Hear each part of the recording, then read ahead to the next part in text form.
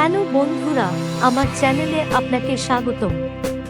আজকের পর্বে আমরা ব্রেকফাস্ট স্পেশাল চিকেন এবং ডিম স্যান্ডউইচ তৈরি করব। আপনি যদি মনে করেন যে এটি বাড়িতে তৈরি করা কঠিন, এই স্যান্ডউইচ রেসিপি আপনার সমস্ত সন্দেহ দূর করবে। শুধু আপনিই নন, বাচ্চারাও এই স্যান্ডউইচের স্বাদের কারণে প্রেমে পড়বে।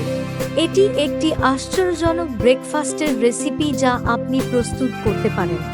এই সহজ পদক্ষেপগুলি অনুসরণ করুন এবং বাড়িতে এই স্যান্ডউইচ প্রস্তুত করুন এবং উপভোগ করুন। এই রেসিপিটি চেষ্টা করে এটিকে রেট দিন এবং জানান যে এটি কেমন হয়েছে।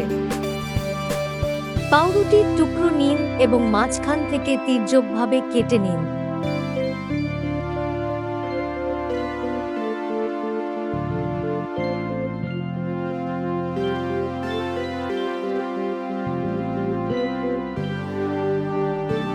গরম তাওয়ায় বা টোস্টারে পাউরুটির টুকরো টোস্ট করুন।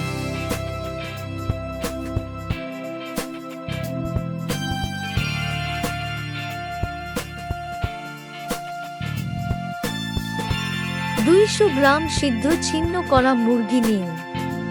3টি সেদ্ধ ডিম নিন। কাঁটা চামচ বা কোনো উপলব্ধ বস্তু দিয়ে ডিম গুঁড়ো করুন। মুরগি ও ডিম একসঙ্গে ভালো করে মেশান। 2 টেবিল চামচ মেয়োনেজ, সরিষার সস 2 টেবিল চামচ, স্বাদমতো লবণ ও গোলমরিচ যোগ করুন।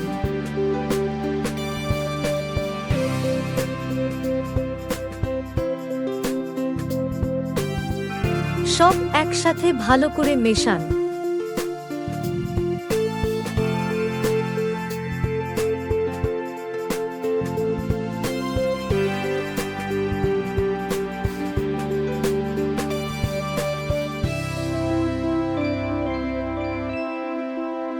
পাউরুটির টুকরো নিন এবং মাখন লাগান।